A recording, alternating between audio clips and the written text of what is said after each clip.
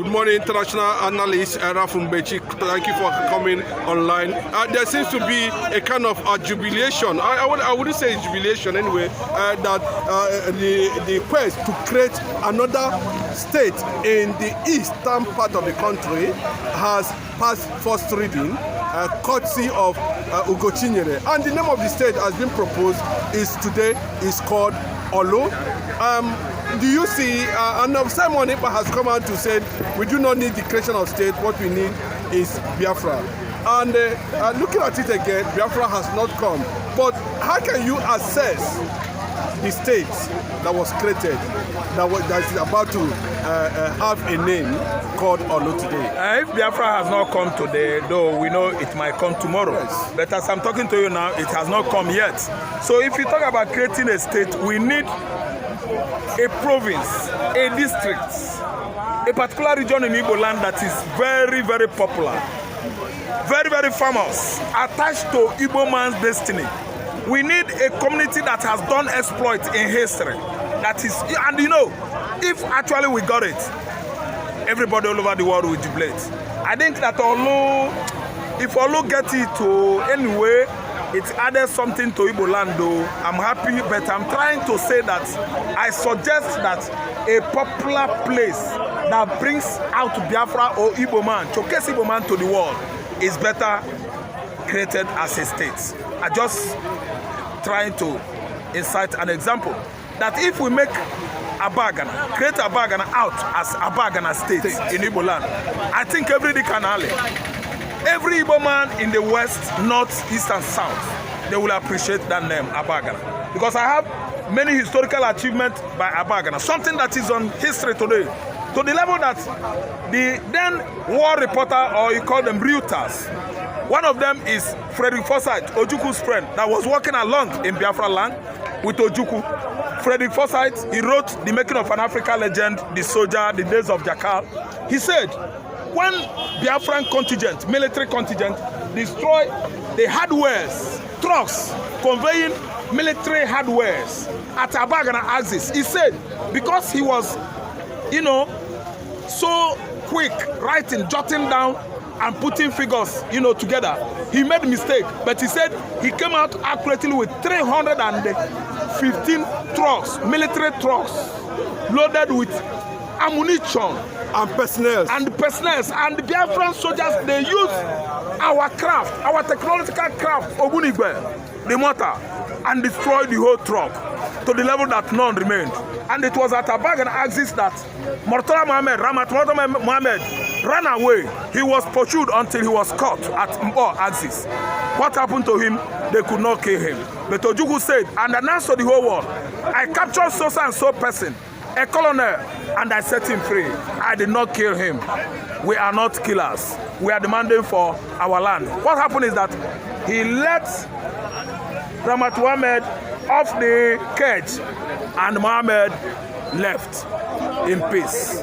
You see it? That district, that region, that particular community, that place, Abagana, is reckoned with history, historical achievement. And today, I'm telling you, we are having many things, even music, in entertainment and other things, you know, related to that name, Abagana. Yes. And Abagana has gone too far to the history in Igbo land. I think if we create Abagana as a state, which will allow Orlu be, Orlu is never popular like that.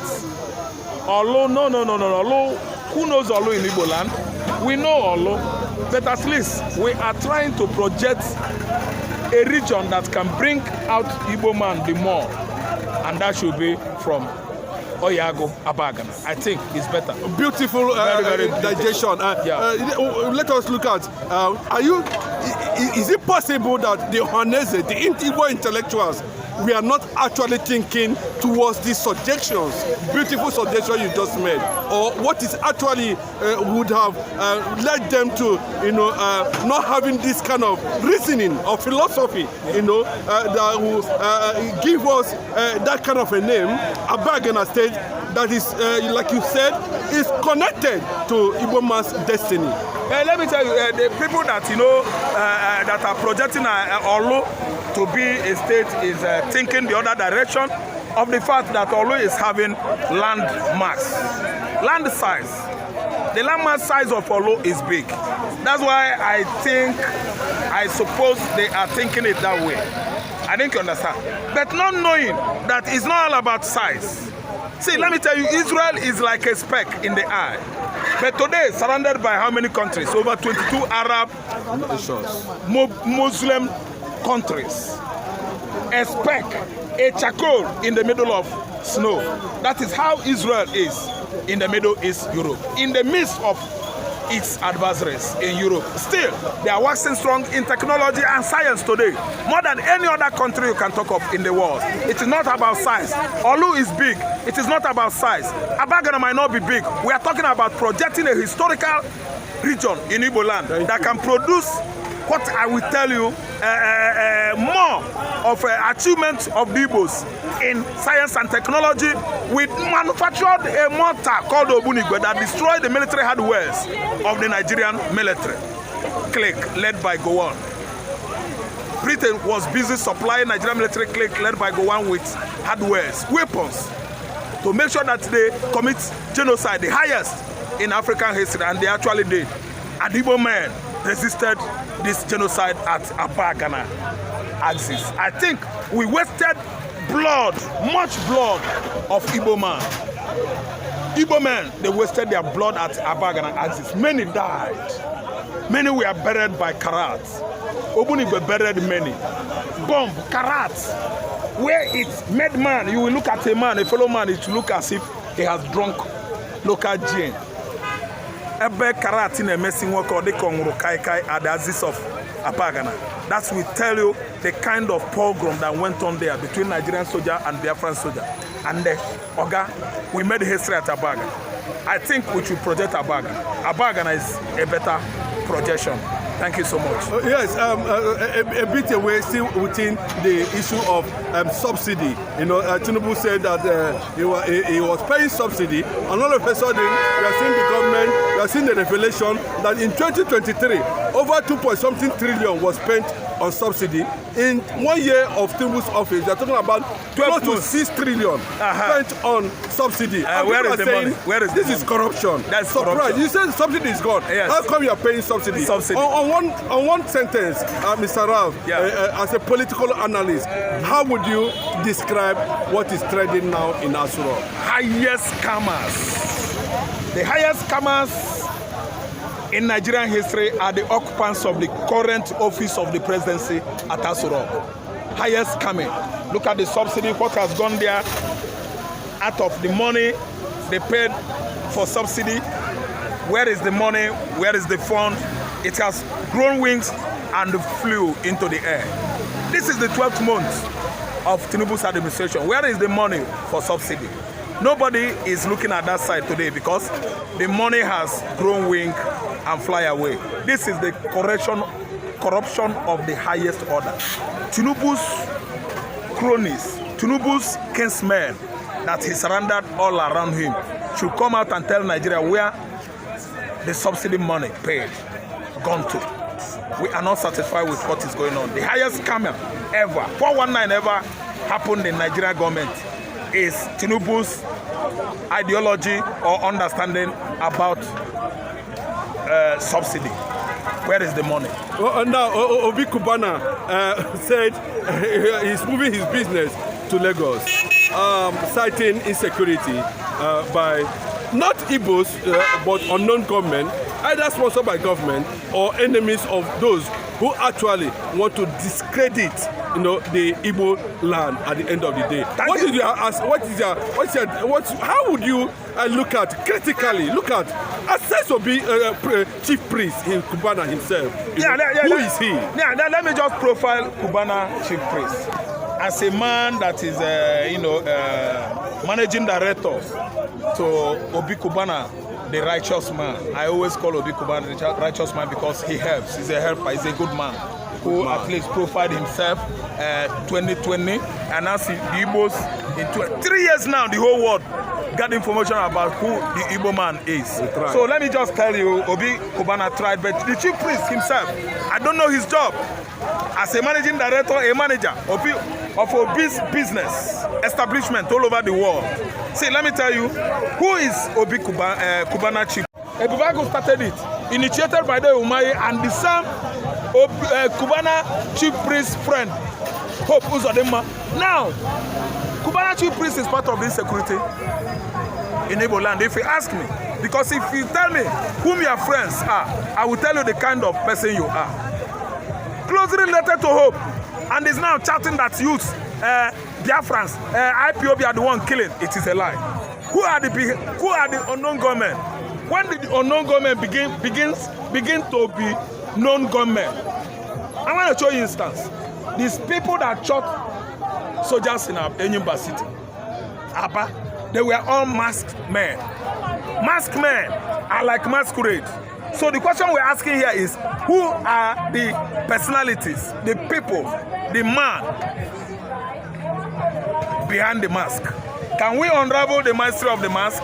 How do we know that those masked men are IPOB or are Igbo people? Those masked men, they just went to Abagana state, shot innocent soldiers trying to put Alex Oti on the line. They just want to dismantle the good work of Alex Oti in Abia State. The huge masked man has now become IPOB. How do they know? Nobody could unmask the mystery behind the mask. It is impossible. When the unknown soldiers that threw Fela's mother from balcony in 1978 began to be known soldier. We have a known soldier. We have unknown civilians. Unknown mask na Hindua in Aba. Unknown mask. Nobody has known them. Unknown government na Hindua in Aba. Who knows the unknown government? Who is accusing IPOB of what? Criminality they did not constitute. They are our common enemies. Cubana chief priest could relocate to Lagos. Nobody is stopping him. He is talking based on his what? Opinion. The selfish politicians we have in Southeast are responsible for insecurity going on across Igbo land.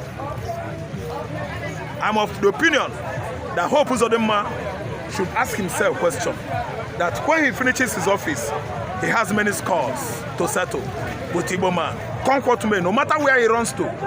He might like to abscond into America. Oga, we are there. Anywhere Hope goes, we are going to settle with him. Does the Cubana think that his business is safe?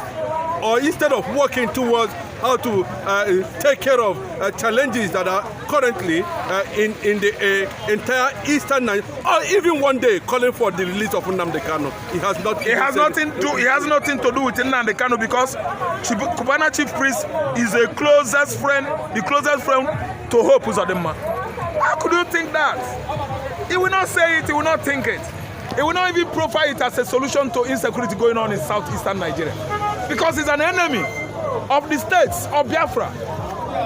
He doesn't know that his brother is languishing, suffering at DSS facility. I mean, Cubana chief priest. All these people are the enemies of Igbos, and I didn't know. I love him before. I think he's a good man. I don't know. I didn't know. This man has nothing to do with love. We share in Igbo land. Today, his best friend is telling him to come to social media and mark the Igbos bad. He has done so. Comfort me, we are not against anybody. Nothing will ever even happen to him. He's our brother. But what I'm trying to say is that if anybody is saying something wrong against IPOB, against Igbo youths, he should remember that we are peaceful people. He should remember that we are where we were. Murtala Mohammed and so-called Nigerian military, led by Gowon, invaded southeastern Nigeria, killing and maiming 50-something years ago. And the same thing repeated 2017, when the same Buhari, enemy of Igbo, rolled armored tank, moved to Abia State, invaded Nnamdi Kanu's father's palace. 300-something Igbo youths, Ngba youths, were mown down by bullets. They died. ICC is not ICC, International Criminal Court. They are not saying anything about it. See, let me tell you, Cubana chief priest should think well that history is gonna prove it him wrong or right. Time shall come. Anyone you do now, you must surely answer to it. But he said that a lot of business billionaires who are supposed Igbo are afraid that they might be killed. You know, if they eventually bring their business to the eastern Nigeria. But why is he suddenly? But people are still there doing business. Have Igbo, projecting Igbo in that land, in that light, does not speak well about who he is really. What we think? What I think is that if you're a billionaire in Igbo land, an industrialist, having many production companies in Igbo land, and you know actually that you are working hard towards achieving your purposes, which is maximizing profits and minimizing loss. You are after what business in Igbo land? I don't see you involving yourself Nobody will in rivalries. Rivalries going on in Igbo land are people that are aligning with the selfish politicians in Igbo land to cause havoc in Igbo land, to go after the youth unnecessarily. And when you do so, they will go after you. Let me start an example. In the universities, higher institution, tertiary of learning, are you listening to me? If you're a medical doctor and it happens you are reading medicine, yes, you are a medical student, and you read a whole 7 to 8 years without involving yourself in cultism, my brother, nobody can ever come after you because your hands are clean. You don't have rivalries. You don't involve yourself in competition. You've never soiled your hands with blood. You will graduate a medical student, free and fair. So, if anybody, an industrialist, billionaires is telling you that they are killing billionaires and this and that, let me tell you, go and ask Epka what he did that culminated to people, gun runners, going after him. I didn't understand. I think understand. There's nothing wrong because if you ever involve in trouble, trouble will come after you. I don't want to understand. Those billionaires, if you are doing your business, a coal industry, is it not in Neu? All over Igbo land. They are there.